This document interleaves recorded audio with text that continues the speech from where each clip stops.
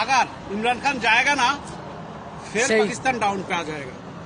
अगर हमारे पाकिस्तान में इमरान खान जाएगा तो पाकिस्तान फिर डाउन पे आ जाएगा, इंडिया पकड़ लेगा।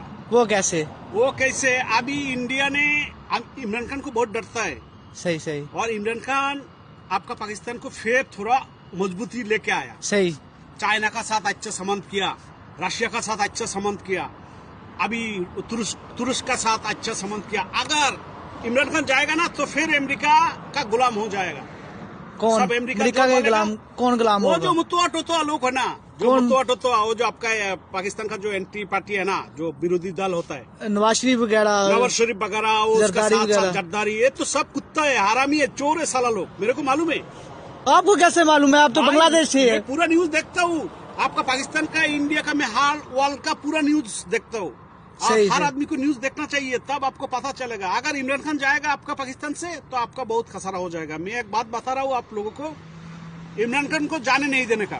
सही।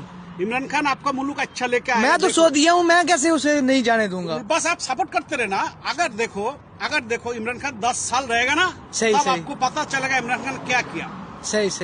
आगे अगर इमरान खान अभी 3 साल हुआ, सही, अभी 4 साल पे आ रहा है, अभी तक तो पास हाई पे नहीं रुका हो। सही। उसको थोड़ा रुकने दो, बैठने दो, 2 साल जाने दो। हमारा बांग्लादेश अभी कैसे इतना आगे गया। सही।